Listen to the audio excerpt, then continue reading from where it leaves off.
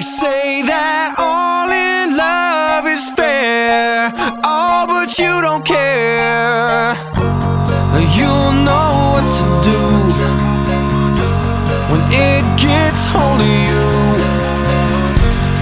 With a little help from above, you'll feel the power of love.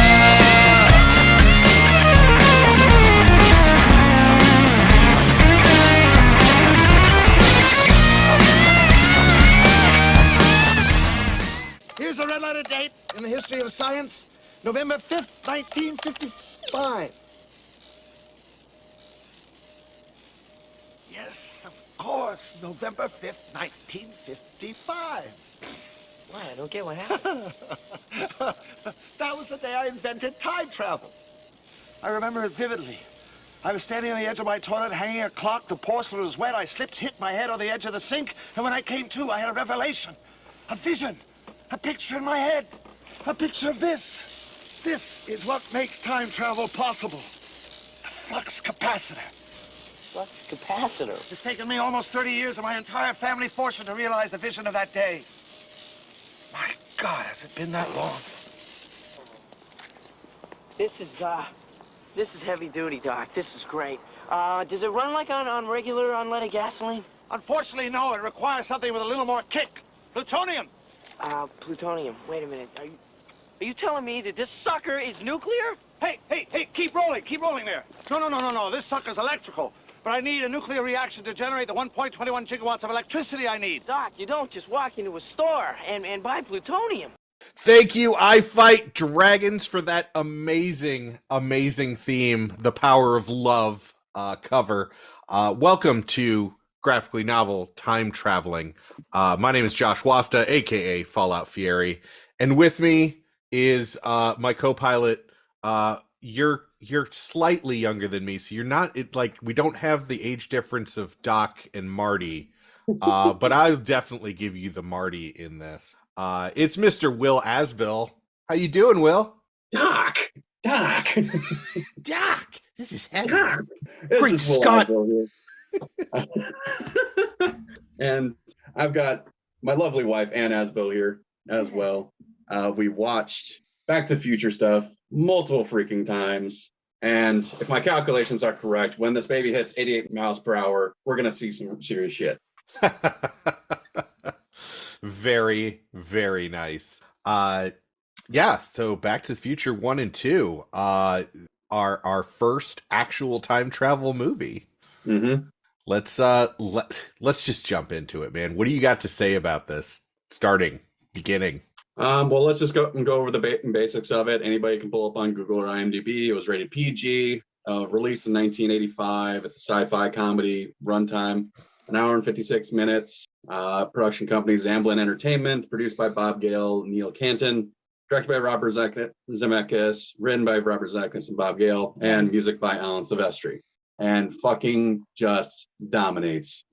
My God. Box office for that year. It ran for 11 months. Well, and for good reason, right? Yeah. The cast, the plot, the music, everything's a banger in this movie. The editing. Yeah, absolutely. And what was really insane though was research on the budget. Budget says 19 million. Box office at 388.8 million. That's 369.8 million return on your investment there. That's fucking insane. And that's after they had a $30 million budget cut to get the movie made, which ended up being more expensive than that with the reshoots, given that initially Marty was supposed to be played by Eric Stoltz, which yikes. I'm a person that only really knows Eric Stoltz from The Prophecy, and a little bit from Pulp Fiction. And so, wow. Yeah, that's a much different movie. Yeah. Apparently when they were filming, they knew it wasn't working, but he interpreted the movie as a tragedy. And that was the tone he was bringing to the film. Oh my God. Wow. This is like when we talked about being overly serious and Crispin Glover being Crispin Glover on set. Yeah. Which, okay, we talked about this with Groundhog Day. How is this done straight? Like, there's no way it would work at all. There are parts that are just would be creepy and weird. If they were playing it straight, it would be very unsettling, and I don't think anyone would sit around to the end. Right? Yeah, that's crazy.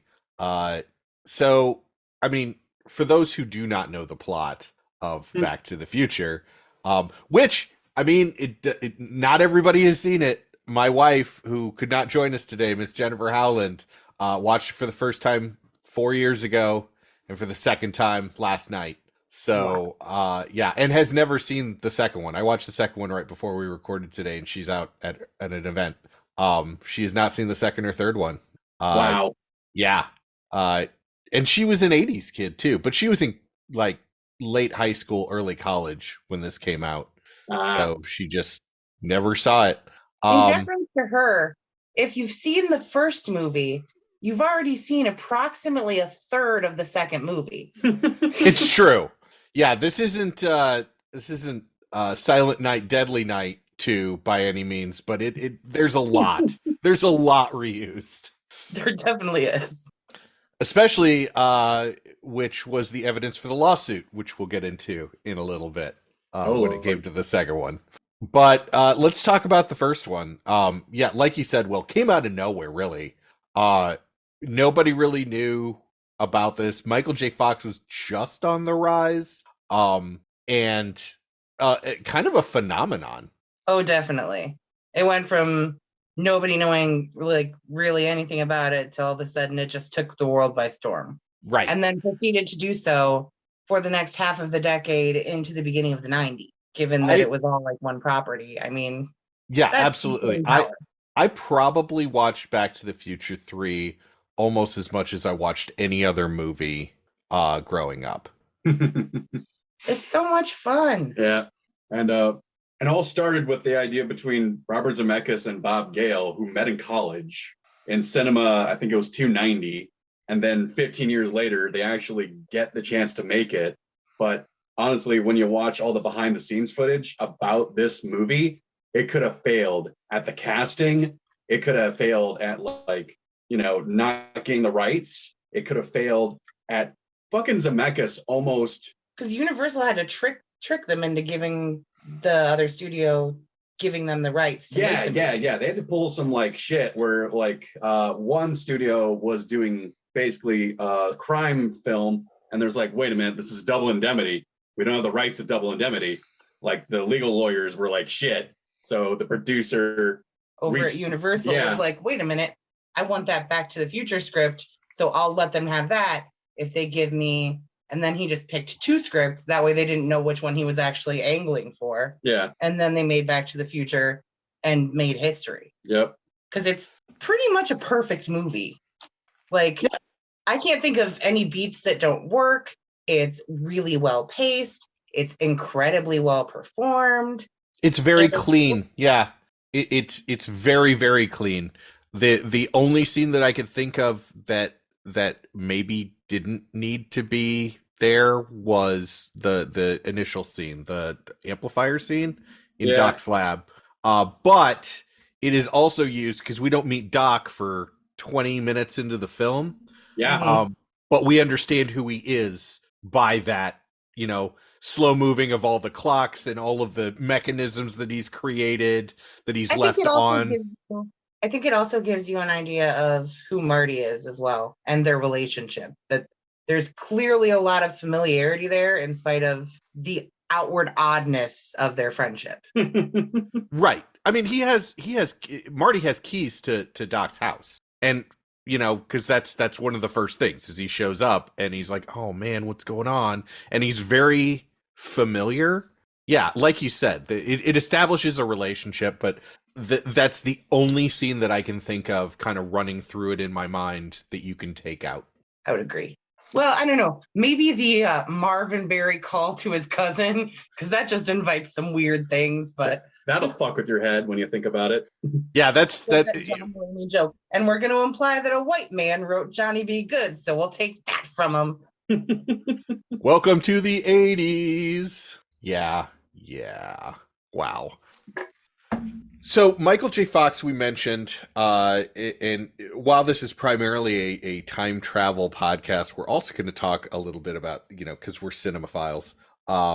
Michael J. Fox had been on Family Ties for 3 years at the point that this movie came out, and he filmed this back to back with Teen Wolf. Before this, other than Family Ties, he had only done guest appearances on like Trapper John, Night Court, and other TV shows. And he had just wrapped filming on Teen Wolf because they were actually doing location scouting for Back to the Future at the time that Teen Wolf was wrapping in the same locations. Yeah, they were shooting. So he became aware of it at the time that they were just doing initial scouting. And the Family Ties producer didn't even want Michael to even fucking hear about this movie. Mm-hmm. Like, he was so dead set on having Michael focused on Family Ties for some godforsaken reason. Well, it was a huge show. And it was, yeah. Honestly, the work ethic that showed of Michael to be working all day on a TV set, hopping in a station wagon, sleeping in the back until he gets to the Back to the Future set, working until 4:00 in the morning, hopping back in a car to get back to his other set. That's crazy. Yeah. For months. But honestly, if you don't know shit about what's going on behind the scenes, you don't know anything about them trying to get this movie off the ground. If you just watch this movie straight, like you're Tabula Rasa, you can tell everybody on that film shoot put their best into it, especially the actors, like everybody. Like they did their fucking work. Like they showed the fuck up and they believed in this project. Yeah, no, completely agreed. There as I get older, when I was young, I was just paying attention to Michael J. Fox, right? He's the character that I'm supposed to be watching and empathizing with and following and everything. But man, Christopher Lloyd and Tom Wilson watching back through, and Leah Thompson, Crispin Glover. I mean, there are some amazing performances in here. I would say it's probably Leah Thompson's best performance that I've ever seen. Not that I've seen a lot of great performances from Leah Thomas, but this was good and had a lot of depth that you wouldn't expect in a comedy. Also, apparently, during the casting call scenarios, Crispin Glover, he showed up in a taxi. He wasn't in the back of a taxi. He was driving the taxi for the casting call. That's awesome. And he was late. But it's Crispin Glover, so, that just makes sense. Oh, God. Also, during the casting process, apparently Johnny Depp, Ralph Macchio, John Cusack. C. Thomas Howell from The Outsiders. Yeah. I'm sorry, that's C. Thomas Howell from Kindred the Embraced. I forgot. You're right. I should have picked a better movie. No, It's C. Thomas Howell from that movie they made in the 80s where he actually did blackface. Okay. Oh, no. No one remembers that? Nope. That was rightfully it's stuck somewhere in history where nobody remembered it. But thanks, Ann. You're welcome. I'm here for that. Also, did you know that the time machine originally was going to be a lead-lined fridge? Did not know that.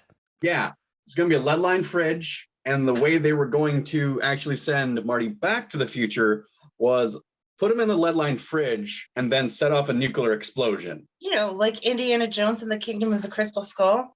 Yeah. Like that. Is it just Ann's job to bring up movies that we don't want to remember on this podcast?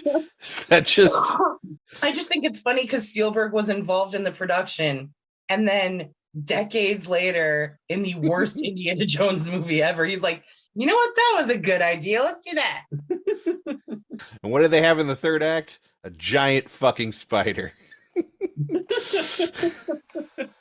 Oh, man. So while you were talking about Leah Thompson, and while we're just talking about cast stuff, I discovered that this is where my brain has broken from a young age, for some reason, because Leah Thompson is in this and Elizabeth Shue is in the sequel, and somehow Christy Swanson got thrown in there.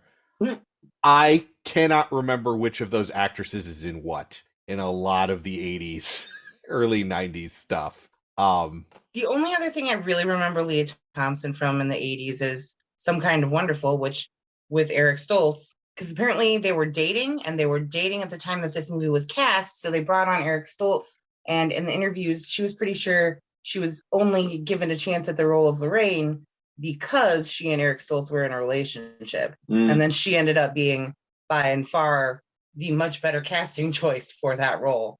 Yeah, and the prosthetics, the makeup that they go through, amazing, especially for the 80s. You know, we're talking about a 40-year-old movie. Mm-hmm.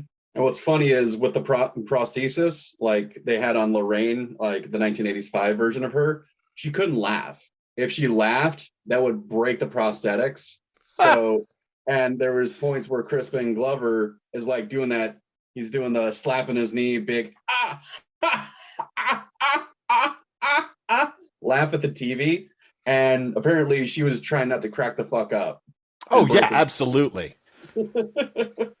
Which really, I mean, it really kept her facial expressions very subtle, but I thought that worked for where her character was initially in the initial 1985 timeline, which was not happy, not good.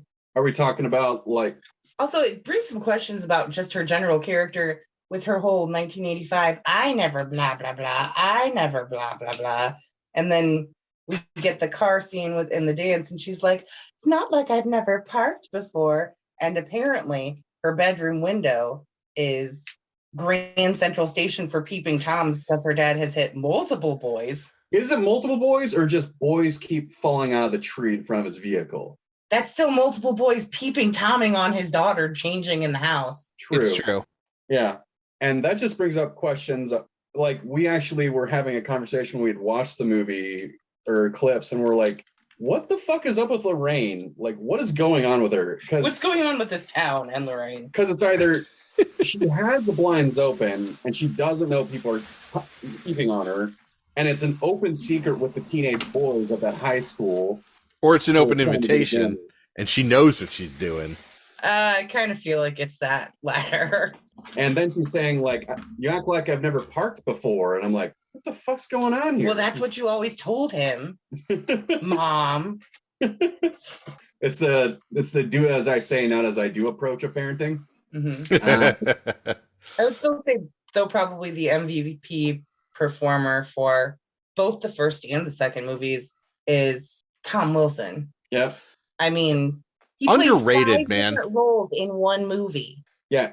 He has to play the foil in this entire fucking franchise. And nail it every time. Yeah.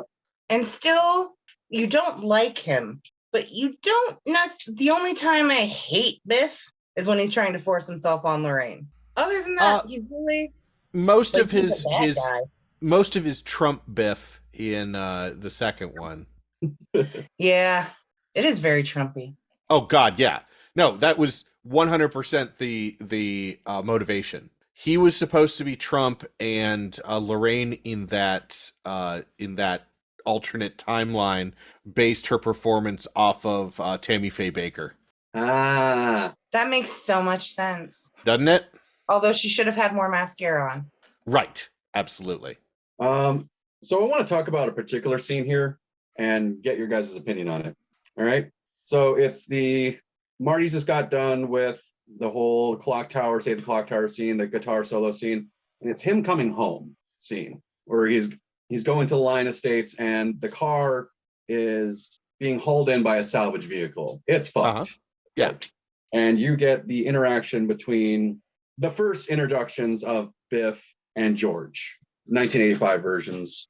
What do you guys think about that scene? Well, that's the first Biff and George at all. Yeah.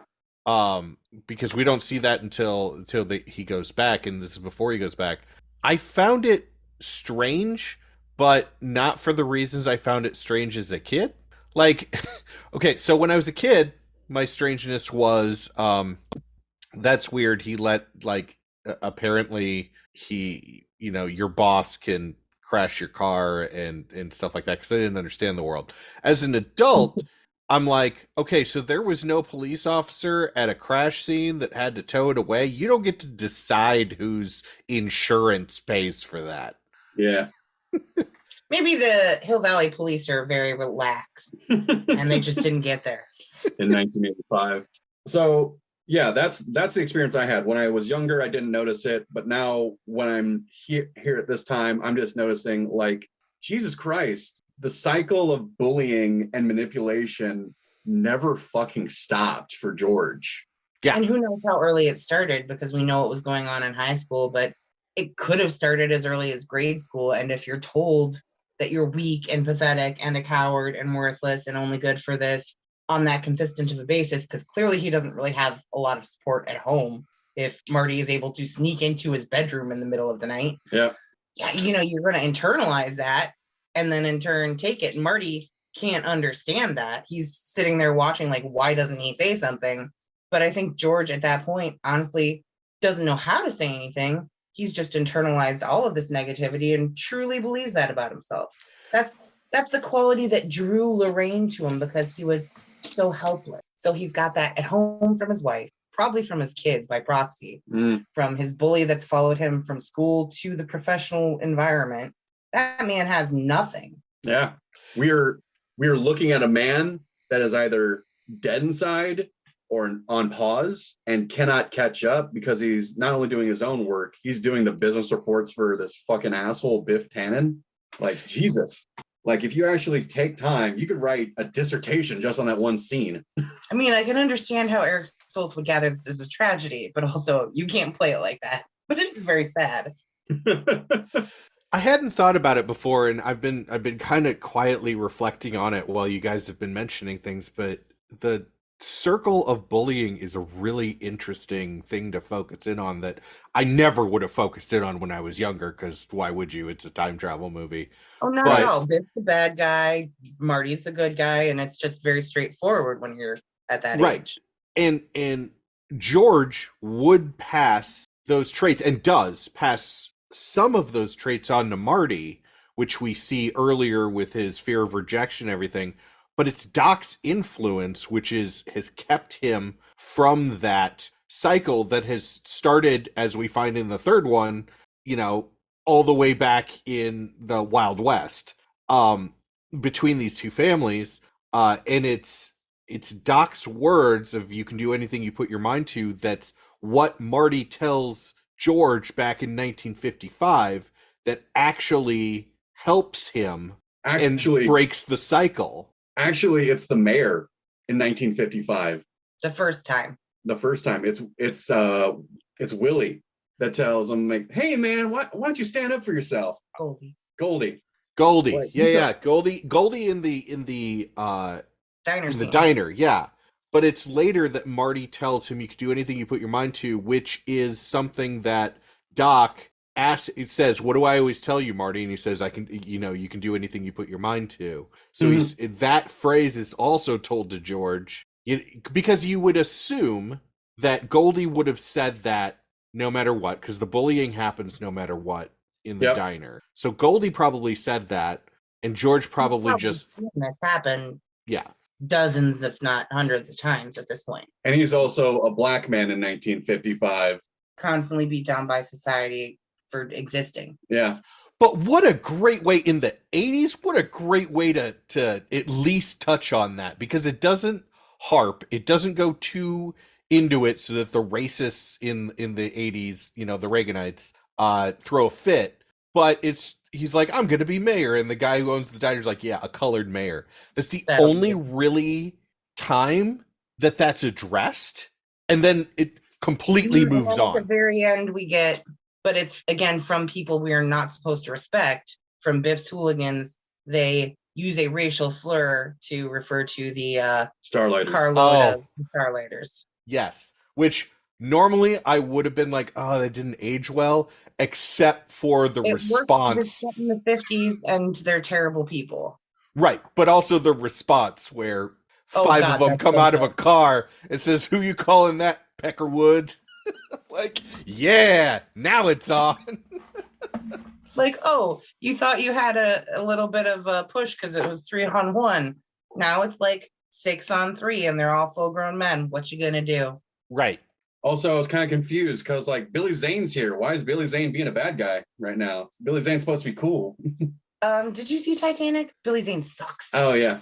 Also, we were like so close to having Billy Zane be Biff Tannen instead. I don't think that would have worked as well. Tom Wilson did such a good job. Yeah. But he gets set to background character, which is fine for me. What I found really effective, the way that even just those small changes, him convincing George to stand up for himself and have some self-confidence and belief, that influenced everything, because his and Lorraine's relationship started out on maybe more of an equal playing field where she actually has respect for him and reflects that respect towards him and views him as sort of her savior. And then you see their relationship in the future and it's loving. And she's not clearly trying to drink herself under the table with a water glass of vodka.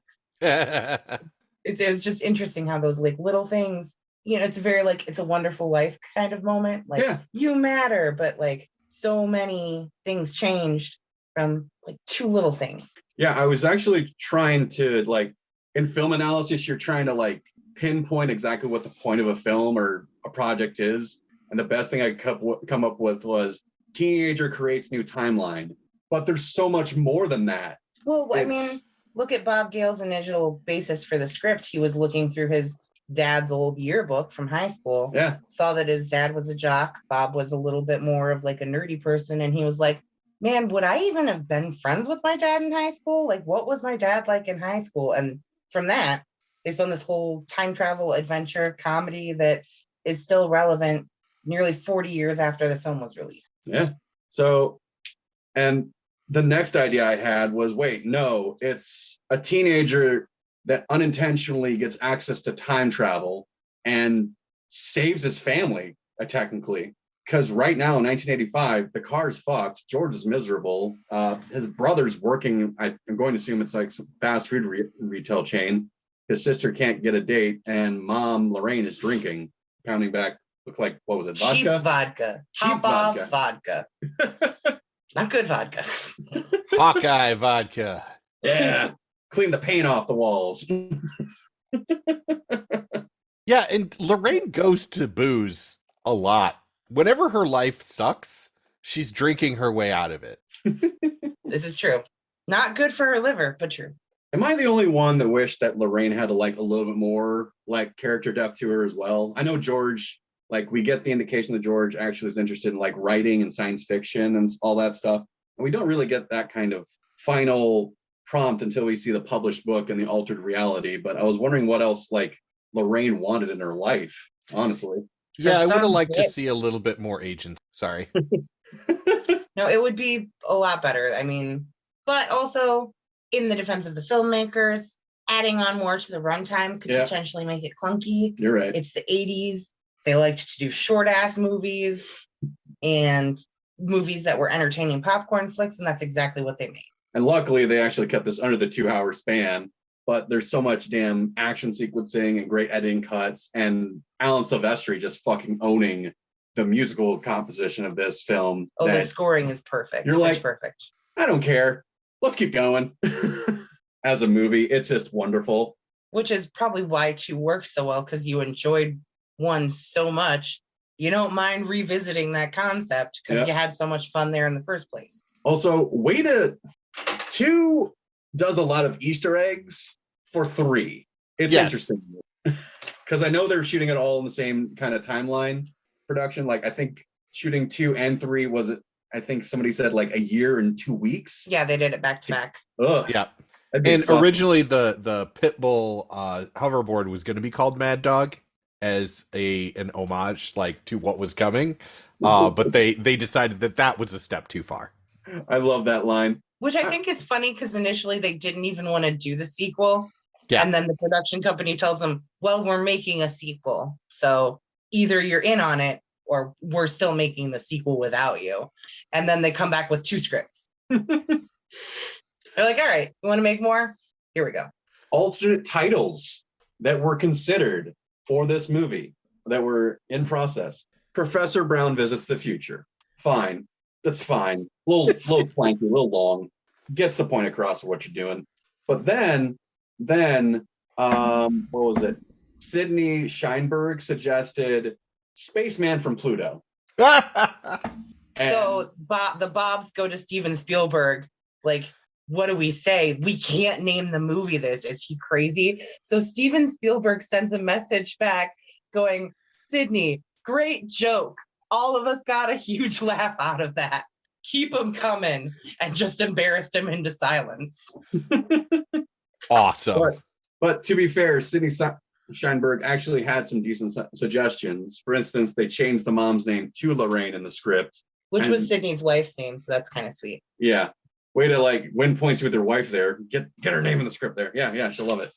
And what else? He also, instead of calling Doc, instead of calling him Professor Brown in the script, they were like, no, let's call him Dr. or Doc Emmett Brown. Just go with that. Because I can't remember what. They thought it might draw too many comparisons to the Nutty Professor. Yeah, that's fair. Oh, that old chestnut. I mean, apparently they kept. Go ahead. In the first one, Christopher Lloyd is doing a little bit of the Nutty Professor. Mm-hmm. Oh, for sure. Very Jerry Lewis-esque. Absolutely. All right, but if you wanted to try and surmise the movie, how would you surmise it? At least the first one, like in a short sentence. Fun 80s action comedy blockbuster with a nod to time travel. Nice. Because the Bobs wanted to make a movie about time travel, but they didn't really explore a lot of, I think, the scientific material related to time travel and some of the problems inherent in their ideas of time travel and how that would work. So scientifically, it's a huge mess, even though they try to science it. But it's still a very entertaining movie. I still had fun watching it. I've seen it probably a dozen times. Still enjoy it. Still laugh at the beats. It's a fun movie. But how do you break the chrono distortion? Flux capacitor. But how do you break the time barrier? Flux capacitor. But how do you do this? Flux capacitor. Shut the fuck up and sit down. Enjoy the movie. Also, MacGuffin capacitor. Libyan terrorists. Oh yeah.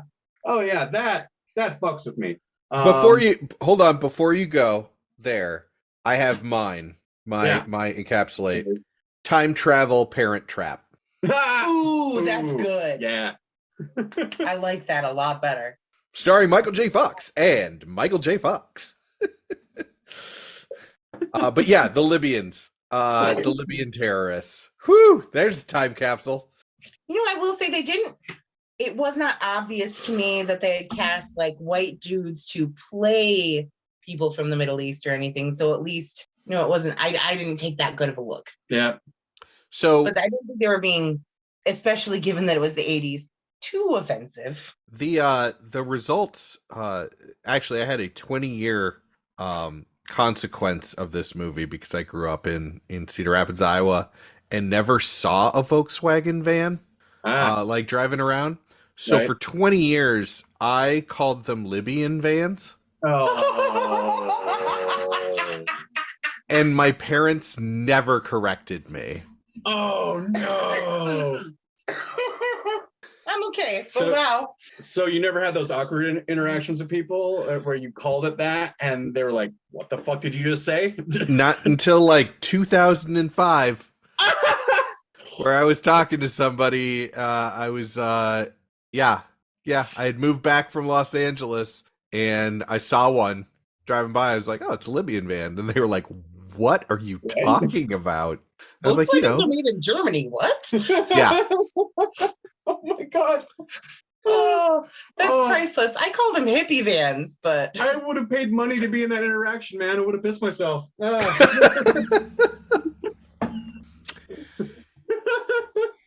Oh, that's beautiful. Shit. What was I thinking? Anyway. Yeah.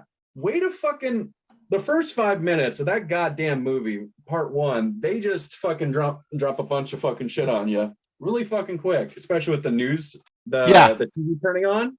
They're like, nuclear research facilities denied the rumor that a case of missing plutonium was in fact stolen from their vault 2 weeks ago. And then the skateboard, the Libyan terrorist group, right? And then the skateboard hits the plutonium,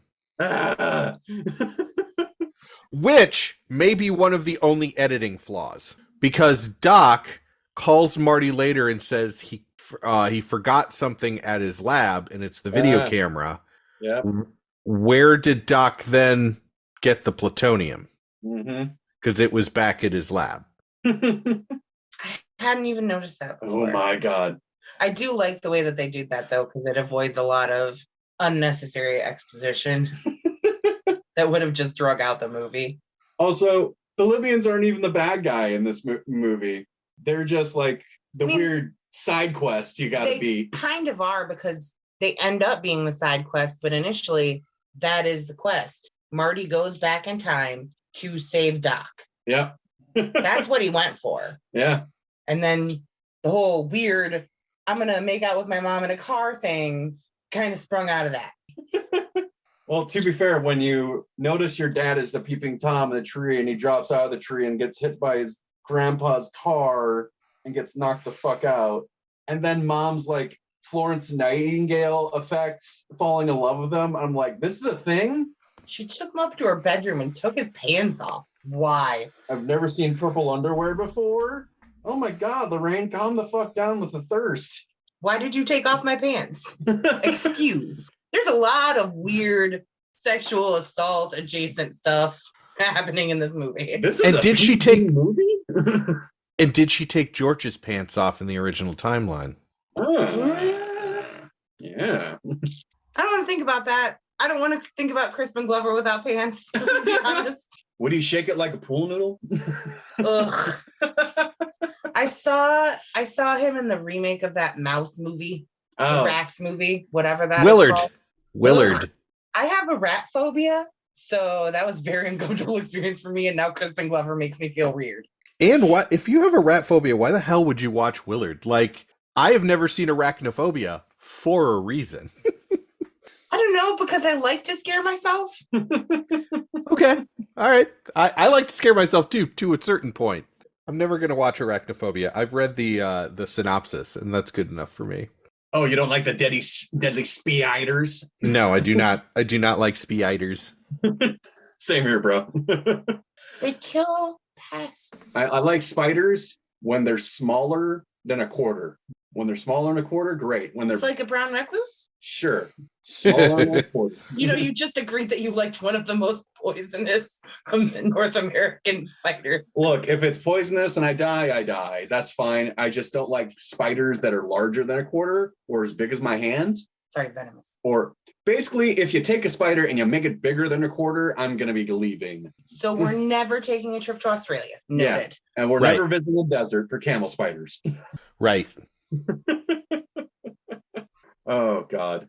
So going into the second one, before we get into the time travel and science elements, I wanted to talk about the sequel to this movie created some legal, established some legal precedent moving forward for all actors. Okay. And that is because for the sequel, they offered Crispin Glover about half of what they offered Leah Thompson and Tom Wilson, and made sure he knew that. It was because Crispin Glover had been critical of the ending of the first movie about how everybody was happy because they had stuff and money, and he didn't really agree with that. Which is why Crispin Glover is not in the second or third Back to the Future movies. He was, in fact, played by... Oh, hold on. I had it up. Of course I did, and then I lost it. That was like Jeffrey Wiseman or something like that. Jeffrey Wiseman, yep. And they used the prosthetics that they had used on Crispin Glover from the first one to make it look more like Crispin Glover. So Jeffrey Wiseman is always upside down, or you can't really see him, or they're using footage from the first movie that is Crispin Glover. Yep. Crispin Glover ended up suing a lot, and that is why there are likeness rights now in movies. In deference to the filmmakers, I think that they kind of did that intentionally as well, just to not have Crispin Glover come back on, because there were a lot of other stories from set about how he was a nightmare to direct.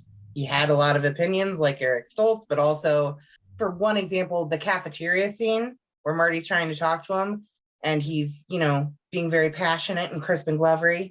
Mm-hmm. Apparently, at the time that they were trying to shoot this and film close-ups, he would not stop bouncing up and down in his seat, taking himself out of frame, to the point that the director had to threaten to duct tape him to the seat if he would not stop moving. They did that once. So I think there were other issues. I mean, it's very interesting, the likeness rights and everything. Like, that's a really cool part of Hollywood cinema history. But also, I think they just did not want him there. Right.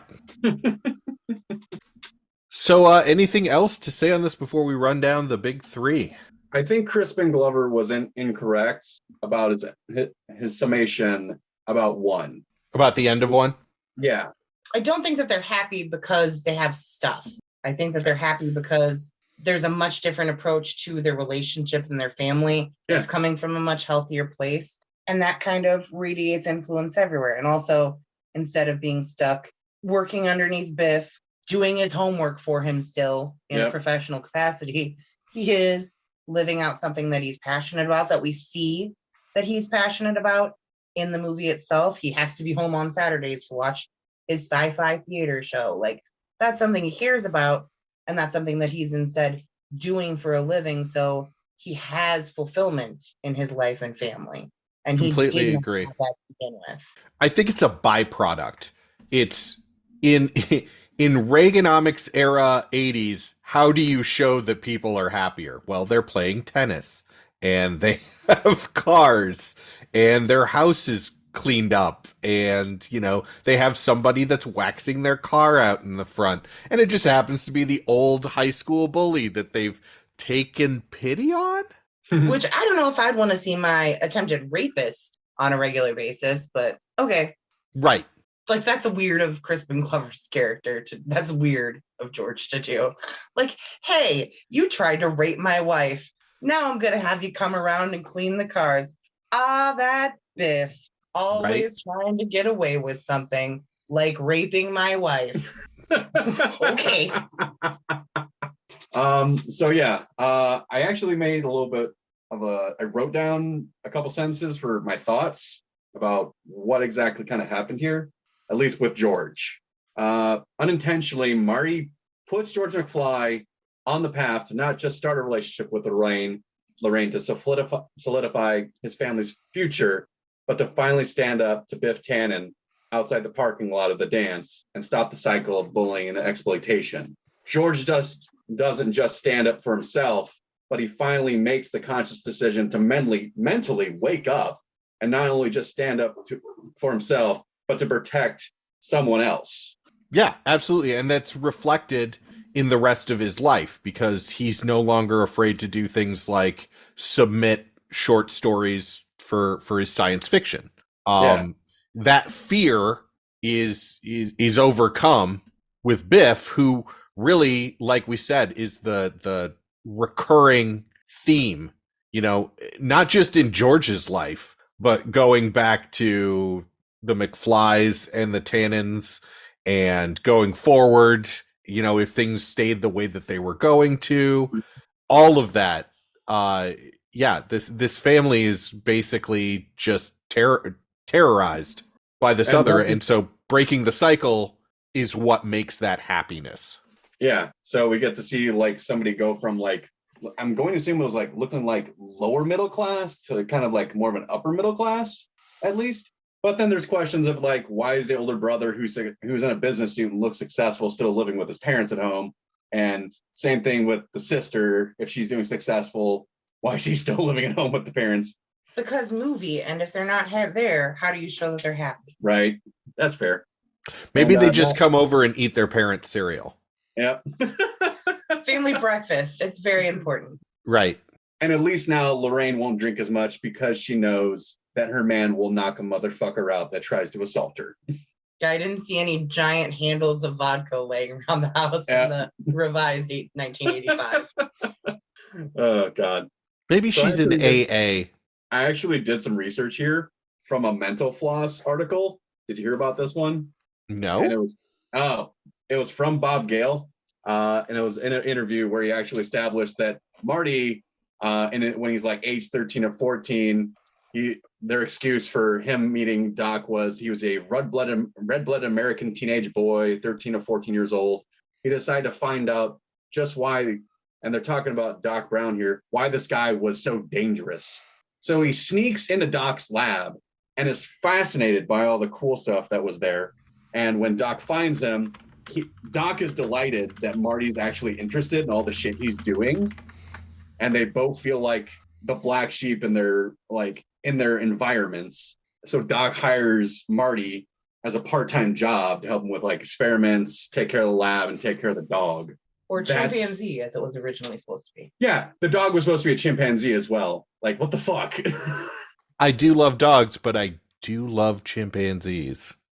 But at least the dog doesn't rip your goddamn arm off if it's pissed off. Listen, that was a couple isolated incidents. And also the Jordan Peele film, Nope. Look, dogs just test better with audiences, but still, I don't like them putting the dog in a remote-controlled DeLorean that has time travel capabilities, all right? I will say, I like that Bob Gill gave some thought to what had probably been a frequent criticism of like, well, how did they even get together? But also that reads a little bit to me like J.K. Rowling after all the Harry Potter books came out being like, and Dumbledore was gay the whole time. Like, okay. Oh, God. Well, yeah, I think that's my final thoughts, at least for one. And do you have any other thoughts for one? It is a fun, breezy popcorn flick that the entire family can enjoy, which is saying something because it's a PG movie in the 80s, and that can mean family fun, or that can mean tits in the first 15 minutes. It's really a crapshoot. Or it can mean Gremlins. Or it could mean Gremlins. Yeah. I will say, watching this last night, Jen was taken aback by how many times in a PG movie they say shit and asshole. Ah, the 80s. What are you looking at, forehead? Okay, so the big three. Let's run this down to the big three. Entertainment value. High, very high. 10 out of 10. Yeah. Yeah, it's extremely high. It's a fun movie. Jen was saying maybe there's a little bit of nostalgia wrapped up in there. I'd say that's fair. The whole 80s was very much about that, like, 50s and 60s nostalgia, but I don't think it did a disservice to the film at all. Right. And I think there she's are a lot more of other movies that have that where it's a disservice to the film. I would be interested to like get like an 18-year-old kid now that has never seen Back to the Future watching it and kind of seeing their thoughts on it. Because I mean, I was steeped in Back to the Future from the time it came out. I think we owned the VHS very quickly after it came out because it's just always in my house. All three of them were always in my house. And I damn near wore out the third one. But yeah, entertainment value is extremely high. Like we said before, very few flaws in the movie, very solid. Yeah, so moving on to the science. What do we feel about the flux capacitor? Oh, love the magical MacGuffins or the super science MacGuffins that just, you're putting a clock on a wall in your bathroom and standing on the toilet, and then you slip and knock your head on the bathroom sink, and then you wake up and you just figure out how to science the shit out of this. I really appreciate that about Doc Brown. Science by concussion. I mean, that aspect of it is obviously like a nod to Isaac Newton and the Apple gravity thing. Like, yeah. Scientists have had weird eureka ideas for less, but scientifically, you have Palm Springs where they brought in a physicist that like theorizes about all this and actually has knowledge. You can tell that they had no base of scientific knowledge for this movie. No. It's fun. It's funny. The science is bad. Yeah, that's pretty much where I am. Is like lights equal time. Lights in almost peace upside down peace sign equals time travel. The science is not good, although it is an early precursor of just repeat to yourself. It's just a show. I should really just relax. Good note. So finally, results to the space-time continuum. Pretty fucked. Yeah. At least in a localized area. After 1, not so much. After 2, pretty fucked. After 1, you've got a branch timeline. Yeah. I mean, that's how that would happen scientifically, from my understanding. It would branch off. You can't change something. You can make an alternative. Right. And credit to the second one for really being the first time I can remember branching alternate timelines being explained in a movie. Yes. That was a Um, big improvement. But so I think the space-time continuum is fucked in and how it is being done. I find it interesting that changes are not instantaneous. That it takes time for time to adjust to things like the photograph fading. But one of the big questions that I had, and I was not shocked to find out that there are other nerds like me on the internet that had the same question. It's been a long time since I watched Back to the Future 2. When old Biff steals the time machine, goes to the past, but brings it back, why does he go back to the original 2015 that he left from? Because here's what's going to happen.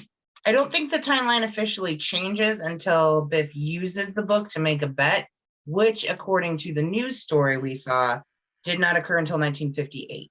Right. Why he sat on it for 3 years before making a bet, I don't know. He wasn't old enough, was the story at Biff's casino. Yeah. So he went the first day he was old enough to make a bet.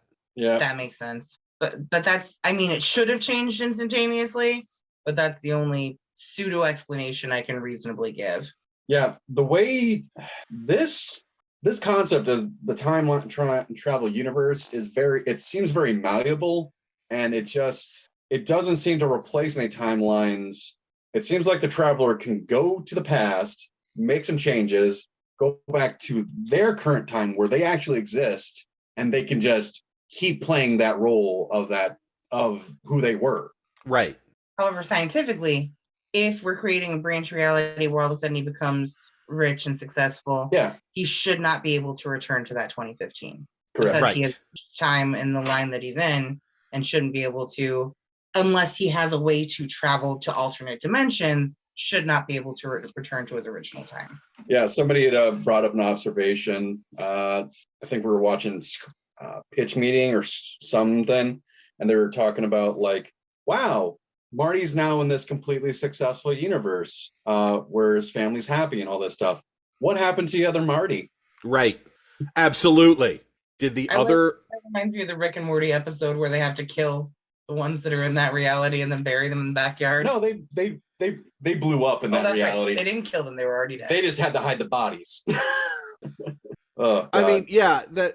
And thank you for bringing that up, because it is hard to talk about Back to the Future without eventually talking about Rick and Morty, which is Back to the Future with a little harder science. Well, it's got a little harder...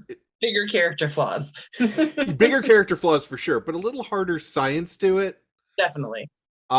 Because there are consequences for actions, for every single action. And that's pretty much what the entirety of Rick and Morty has been, is from the beginning. You know, go off, have a fun adventure, and then suffer the repercussions of that adventure. But yeah, when it comes to space-time continuum, I'm pretty sure if we saw like the space-time continuum blowing up out of the efforts that were done in boss level, there is no way that the Back to the Future shit doesn't do some serious damage. Oh, they messed so many things up. Yeah. I mean, even from the first one, you now have, how do his parents not eventually go, hey, remember that guy that helped set us up? Looks an awful lot like our son. Weird. Remember that dude you tried to sleep with? Yeah, our kid looks exactly like him. Hey, honey, I just heard about this new fashion line. It's called Calvin Klein. Yeah, right? You think it's that guy you met back in... Oh, that's weird. They have purple underwear that has Calvin Klein on it. In part 2, Jennifer literally runs face to face with her future self. That cannot be good. Right. No, they just pass out. They just pass out. I'm like, that's not what... Nope. Also, Doc doesn't go face to face with his previous self, but he knows he's talking to his previous self, even if his previous self doesn't know he's talking to him. Also, fun fact, and they kind of fucked this up in the edit, or just left it out of the edit. Do you remember that point in time when Doc's setting up the shit to be connected to the clock tower and the cop shows up asking about a permit? Yeah. Fucking hands him some money. Yeah. That's brilliant. He's like, here's my permit. So that's why I was like, why are there no cops around at like 1 a.m. in the morning in this fucking place? A cab, Will. A cab. Oh God, I don't need cops like pulling me over right now, right? Anyway, but yeah, shit, what were we on? We were on Space Time Continuum. Yeah. So yeah, and actually, and actually, the time continuum is pretty fucked here because it's just kind of all over the fucking place. I mean, you're going from 1985 to 1955, then back to 1985, then Doc shows up. He's like, "Hey, let's go to 2015 because your kids are doing stupid shit." Which, why did he need Marty? Why did he need Marty? Yeah. When his whole thing was trying to control Marty to not screw things up, you could have just done this yourself. Right. Yep. This is just course correcting with extra steps. Right. Listen, if Michael J. Fox was not on that screen, not as many people would have showed up to the movie. It's basically like, what if we followed like what the doctor's companion, but the doctor's companion was more interesting than the doctor? It'd be like Teen Wolf 2 with Jason Bateman. Did anyone go see that? Not really. Honestly, you gotta keep the original actor. Honestly, it'd be really interesting to see Doc Brown just by himself trying to stop Marty Jr. from getting completely fucked over by this gang. Like he's systematically taking down the gang somehow. That'd been entertaining for me in 2015. I'm just going back to. They wouldn't be able to redo so many of the scenes from the first movie just in 2015. Right. I enjoyed that thing that we watched where the guy was exploring ultimately how lazy of a sequel Back to the Future 2 is, while still working incredibly well. They're making jokes about how lazy it is in the actual script. Yeah. Yes, Biff is like actually looks over and is like, something about this seems really familiar. Now, does that mean that things just tend to repeat themselves? When you break the timeline like that, maybe. Or maybe that's a consequence of all of their fucking around in time. Or there's always going to be like these points where conflict will ensue, but they're on a budget. Hey, let's have the skateboard chase again, but it's a hoverboard chase now. And then instead of manure, they crash into the fucking courthouse, which honestly loved it. Yeah. Also, that little girl saying, "I got a pit bull now." I'm like, she's adorable. Yes. That's one of the first things. That's one of the first things I remember about the second movie, to be honest. It's that line.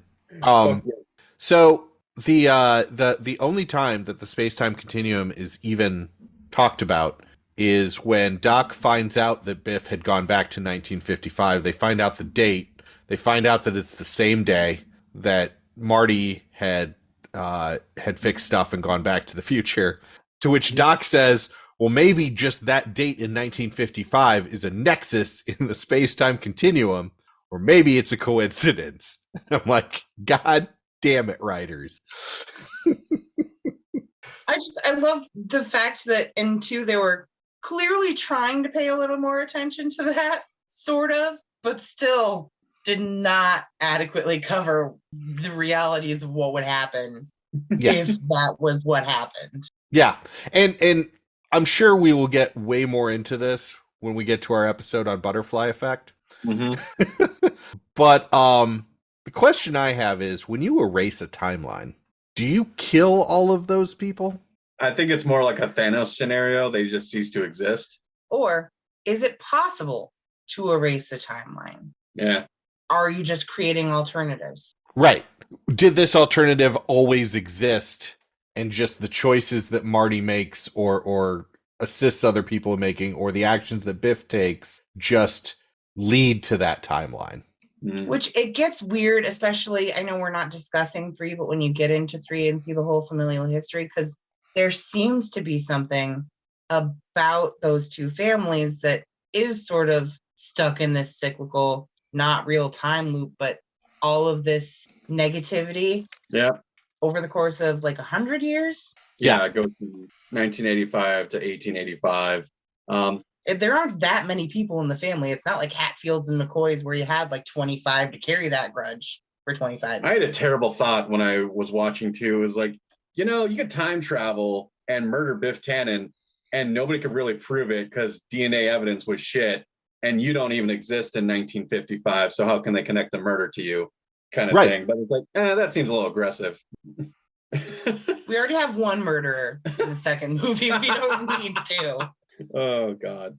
But yeah, as for you're asking, do those people cease to exist? What about like a third scenario where those people still exist, they just no longer have the memories of that particular universe? They no longer have some of the things they would have bought or owned in that particular universe.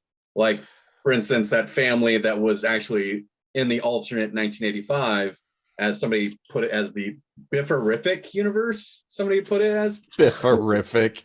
I call it Trump Biff. There you go. There's that family that is living in Marty's house. Yes. Because George is dead and Lorraine doesn't live there anymore. Like, obviously, when they correct the timeline, that little girl that was in Marty's bed will forget about that horrible interaction, and that family won't be in the house anymore, and they'll probably be in a better place. Because let's be honest here, that 1985 like universe, that was bombed the fuck out. Let's also be really honest here that I think that was a little bit of a representation of Reaganism in America. Oh yeah. And of course it would be a Black family living in Marty's old house in the Lyon Estates, because white flight in the suburbs was a huge thing in the 80s. Yeah. Just right. Like our government shipping crack into Black neighborhoods. Yeah. Yep. So I think it's interesting because they maintain a very light tone. It's still very comedic, but there are also reference points to where you can see that, it's great for so-and-so, but there are families suffering. And on that note, final thoughts on Back to the Future. I'd say the entire trilogy is worth it. Yeah. If you haven't seen it, or you haven't seen it in a while, break it out. It still holds up. It's got some really fun stuff. Its version of 2015 is hilarious. Okay. Yeah. I still want those shoes and the self-drying jacket. Fuck yeah. Same. With that exact kind of voice programming, please. Absolutely. I like that voice drawing on, but I was like, fuck yeah. As a film, it's fucking amazing. And you get a nice head nod to the first one, the second one, but it's a great love story, at least in the first one, where it's like, hey, I beat the shit out of this guy. Let's go have a shitload of kids, and we won't feel bad about this one kid burning a rug when he's like certain age. Right. One guy told us about it. Yeah, and again, that thing happens, and neither of them are like, hey, wait a minute. I would say it's a fun film franchise. It's a pleasure to watch still. It's not a huge time investment. You don't have to be paying attention to every little detail. It's not an art film. It's a popcorn flick. You can watch it with your family and have fun. Don't think too hard about it. Don't think too hard about the time travel. Just enjoy the ride. Just like John Mulaney said, huh? Who's this friend? A disgraced nuclear physicist? All right, let's just keep going. Let's go with it. Let's go with it. Yeah, absolutely. So yeah, this is high recommend. This is where I got scary in the second movie. I'm just saying. This is where I got my love of time. 1985 boobs, weird. You were saying also, I'm sorry. I said, so this is where I got my love of time travel movies. It's probably the first time travel movie I can remember. I was watching this and Quantum Leap at about the same time. Oh, Ziggy. But yeah, so that is Back to the Future. Here in our next episode, this is one that you suggested that I have never seen. It is the 1960 The Time Machine. Yes. Classic movie. And so I'll be coming at it fresh. All right. Sweet. It's beautifully shot. I'm excited. Yeah.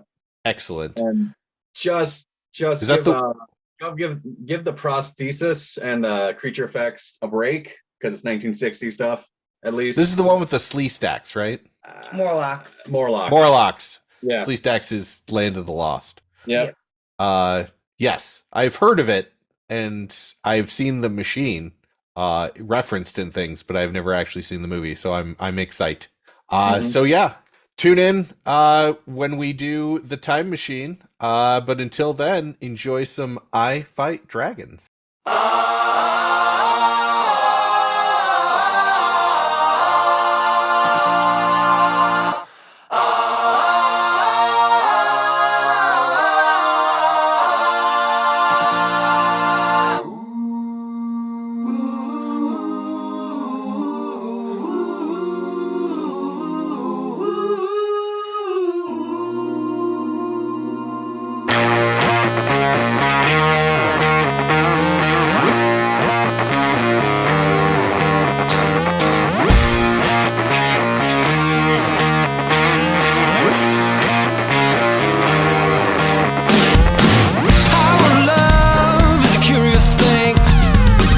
Make a one man weep, make another man sing. Changing a heart to a little white dove. More than a feeling, that's the power of love.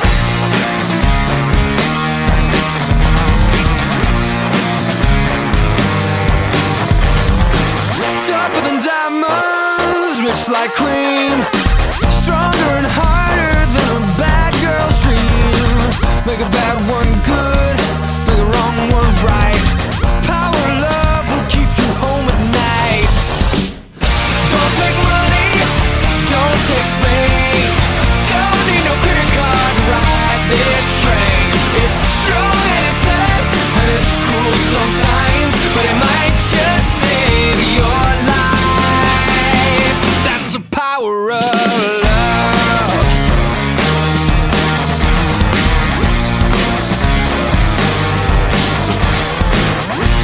You feel it, it might make you sad.